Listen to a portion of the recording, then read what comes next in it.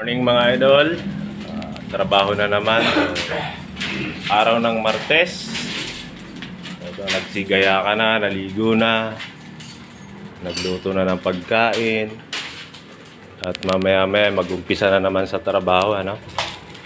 So, update tayo mga idol. So ayan yung chef natin, no? Tirayan kagabi na kanin.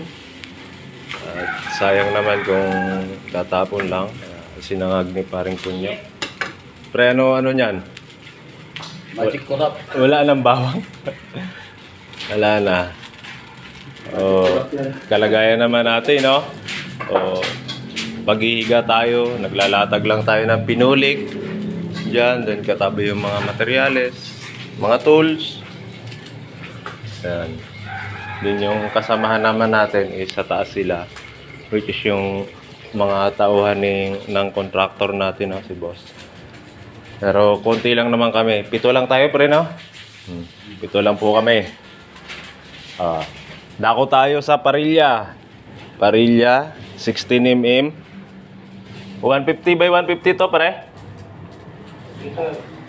1 meter by 1 meter. Then yung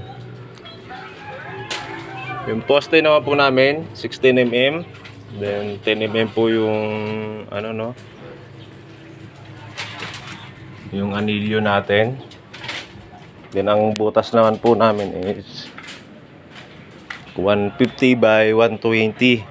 Yan, so hindi pa po yan masyadong kalaliman, although ganyan lang siya ka-kitted, no? Yan. Ito yung pinakaharap.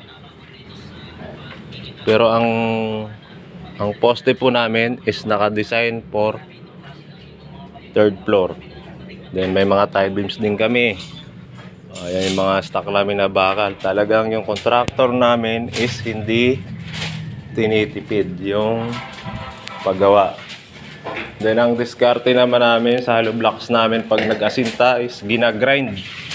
Lalo na pagkakalahati, tsaka pisngi, ano, yan, ginagrind. Yung pinakadulo, ginagrind. Pati yung mga siro niyan, mga loads. Ayan, ginagrind po kasi yung contractor natin is hindi pumapayag na pinupukpok. Kasi nga naman, humihina, ano. Kaya yung mga tapiti natin, hindi natin magagamit yon.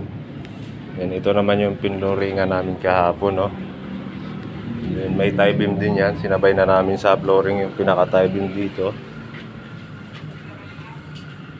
Yung ano naman yan, pinaka CR, laundry, then lababo.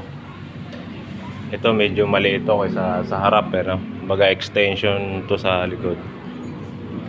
So yun lang mga idol natin, mga idol, ano. So sa site natin is libre wifi, libre tubig. Kung wala kayong gamit, pwede kayong magpundar. Depende sa inyo kung magkano yung ikakalta sa inyo habang labor kayo. Pinipilit din nila ni boss na magkaroon kayo ng sariling gamit, no?